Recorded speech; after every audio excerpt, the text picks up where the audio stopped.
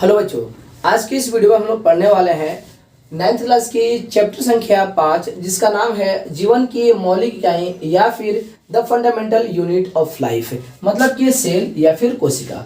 सबसे पहले हम लोग समझ लेते हैं कि कोशिका या फिर सेल होती क्या है, उसके बाद से हम लोग चैप्टर के अंदर चलेंगे।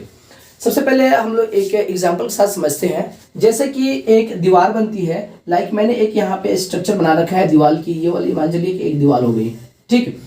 और इसमें जो है आप शायद देखते होंगे जब दीवार बनती है या फिर नया एक मकान बनता है, उस समय छोटी छोटी ईंट या फिर कंक्रीट से हमारी जो दीवार है खड़ी होती है। तो यहाँ पे छोटी छोटी जो ईंट है या फिर कंक्रीट है ये कहलाएगी सेल। उसी तरह यहाँ पे ईंट कहलाएगी। बट उसी तरह हम लोग अपने शरीर की बात करें तो हमारी शरीर भी है छोटी छोटी यूनिट से या फिर इकाइयों से बनी हुई है, जिसका नाम है बाबू सेल या फिर कोशिका। अब चलिए इसकी हम लोग थोड़ी सी हिस्ट्री में चलते हैं और पता करते हैं कि इसको या फिर सेल को किसने खोज किया। तो एक साइंटिस्ट है रॉबर्ट हुक, जो कि 1665 ईस्वी में सबसे फर्स्ट ऑफ ऑल उन्होंने ये सेल को कॉर्क मतलब कि एक पौधे की जो कॉर्क होती है, जिसे पौधा हो गई, उसकी जो बाहरी परत होती है उसको कॉर्क बोलते हैं। तो उसी में उन्होंने खोजा था क्या चीज बाबू, तो कोशिका को, और उसका नाम उन्होंने ही रखा था कोशिका। और कोशिका एक लैटिन वर्ड है जिसका मतलब होता है एक रूम या फिर एक कमरा, ठीक है। चलिए हम लोग बात कर लेते हैं कि उन्होंने देखा कैसे था, ठीक है।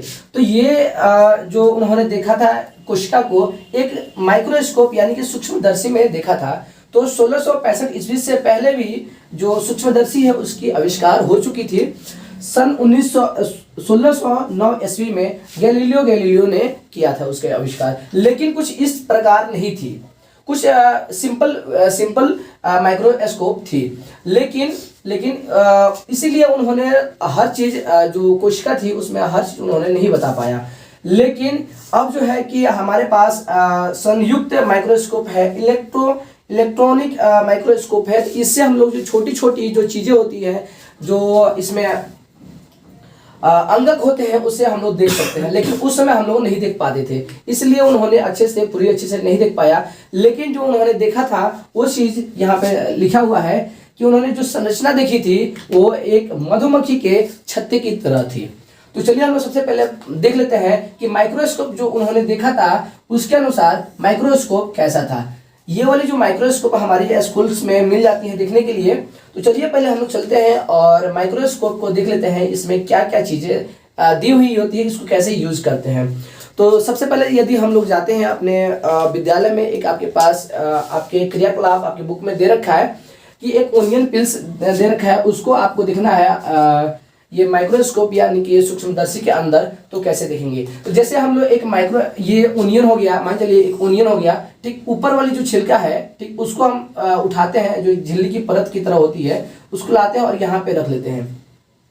तो सबसे पहले चलिए यहाँ पे हम लोग पहले बात कर लेते हैं कि माइक्रोस्कोप में क्या क्या चीजें होती हैं, उससे जान लेते हैं, उसके बाद से हम लोग इसे देखेंगे, ठीक है। तो ये हमने एक माइक्रोस्कोप की संयुक्त माइक्रोस्कोप की डायग्राम मैंने बना रखा है और इसकी मैंने लेबलिंग कर रखा है। सबसे नीचे जो है आधार का काम क्या होता है कि इस पूरे माइक्रोस्कोप को अच्छे से स्टैंड करके रखना होता है, ठीक है।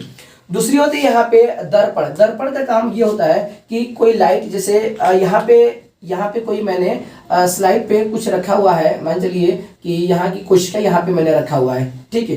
फिर ये ऑनियन की प्याज की जो छिलका है उसको मैंने यहाँ पे रखा हुआ है।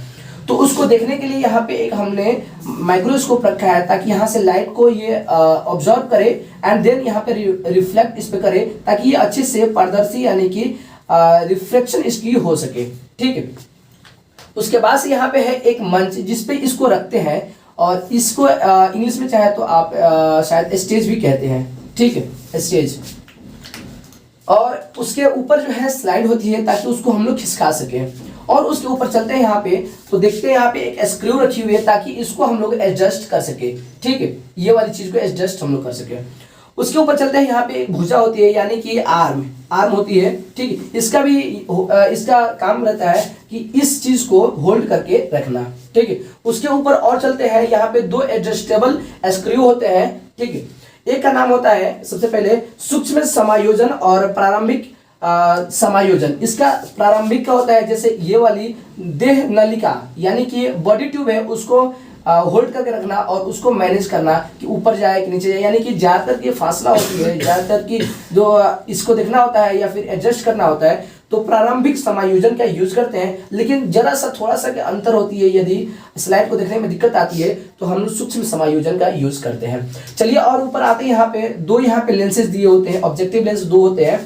एक का नाम होता है लो पावर ऑब्जेक्टिव लेंस यानी कि कम शक्ति अभिदृश्यक लेंस, ठीक है, और दूसरा होता है उच्च शक्ति अभिदृश्यक लेंस। यहाँ पे इसकी जो पावर है तकरीबन 20 प्लस होती है, 20x प्लस होते हैं और यहाँ पे 10x होती है, ठीक है। नेक्स्ट है यहाँ पे देह नलिका, इसके थ्रू यहाँ पे एक ट्यूब टाइप की होती है और यहाँ से हम लोग जो स्लाइड पे हम लोग कुछ ऑब्जेक्ट को रखे हैं उस ऑब्जेक्ट को देखते हैं। और ये जो यहाँ पे है इसे कहते हैं नेत्रिका लेंस। इसका काम यही होता है कि आप यहाँ से आंखों से अपने जो ऑब्जेक्ट यहाँ पे स्लाइड होता है उसको देखते हैं। तो ये हमारी हो गई आप सूक्ष्मदर्शी यानी कि संयुक्त सूक्ष्मदर्शी, इसकी डिस्क्राइब मैंने कर दिया है। अब चलिए थोड़ी सी आगे आते हैं और सबसे इंपॉर्टेंट अब जो चीज है उसे पढ़ते हैं कि कोशिका किसे कहते हैं। शरीर की संरचनात्मक एवं क्रियात्मक इकाई को कोशिका कहते हैं, ऐसा आप लोगों की ये बुक में दे रखा है। चलिए अब इसे समझ लेते हैं, संरचनात्मक और क्रियात्मक इसे क्यों कहते हैं। जो हमारी शरीर बनी होती है वो भी एक आकार, ये जो आकार कौन देता है तो बाबू ये कोशिका देता है, इसलिए इसे संरचनात्मक इकाई कहते हैं, ठीक है। और क्रियात्मक इसलिए कहते हैं कि जो सेलुलर कोई भी काम होता है, कोई भी वर्क होता है या फिर कुछ भी काम होता है आपके बॉडी में, वो आपके सेलुलर लेवल पे होता है, इसलिए क्रियात्मक इसे इकाई कहते हैं।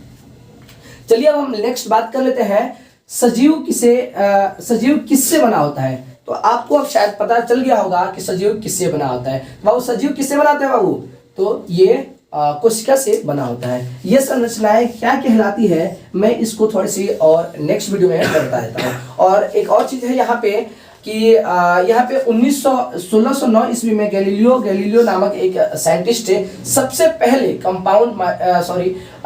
सूक्ष्मदर्शी बनाया था सबसे पहले, लेकिन उसको धीरे धीरे मॉडिफिकेशन होते गया और यहाँ पे रॉबर्ट हुक ने भी थोड़ी सी मॉडिफिकेशन किया और लिवन हुक ने भी थोड़ी सी आया, तो उसको भी सब मतलब जो भी साइंटिस्ट आए इसे इसमें थोड़ी सी मॉडिफिकेशन करके आज जो है कि इलेक्ट्रॉन माइक्रोस्कोप भी बन चुका है, यानी कि इलेक्ट्रॉन सूक्ष्मदर्शी भी बन चुका है। इससे जो है कोई भी अंगक जो है आप आसानी से देख सकते हैं। तो चलिए अब इसके आधार पर जीव के दो प्रकार होते हैं, एक होता है एक कोशिकीय जीव और दूसरी होती है बहुकोशिकीय जीव। ऐसे जीव जो एक कोशिकाओं से बने होते हैं एवं स्वयं में ही एक संपूर्ण जीव होते हैं उसे एक कोशिकीय जीव कहते हैं। जैसे कि एग्जाम्पल में अमीबा, पैरामीशियम, क्लैडोमोनास एंड बैक्टीरिया, ठीक है। ये जो जीव होते हैं जैसे हम लोग के शरीर में है कि रेस्पिरेशन का काम कोई और सेल करता है, डाइजेशन का काम कोई और सेल करता है, एक्सक्रिएशन का काम कोई और सेल करता है, तो उसी तरह इसमें भी होता है। बट ये एक ही कोशिका में सब कुछ ये कंप्लीट कर लेते हैं। लेकिन जैसे ह्यूमन हो गया या फिर पादप कोशिका है, इसमें सब अलग अलग कार्य क्षेत्र के लिए सभी कोशिकाओं को बांट दिया गया है। उसे हम लोग ऐसे इस बहुकोशिकीय जीव ये हो गया, ठीक है। ऐसे जीव जिसमें अनेक कोशिकाएं समाहित होकर विभिन्न कार्य को संपन्न करने हेतु विभिन्न अंगों का निर्माण करती है, उसे बहुकोशिकीय जीव कहते हैं। जैसे फंजाई या फिर कवक हिंदी में बोलते हैं, पादप, मनुष्य आदि ये जो है बहुकोशिकीय जीव होते हैं। इसमें जो है अलग अलग कार्य के लिए अलग अलग कोशिकाओं का निर्माण हो जाता है, ठीक। ये होती है बहुकोशिकीय जीव। आज की क्लास में इतना ही, फिर अगले क्लास में मिलते हैं।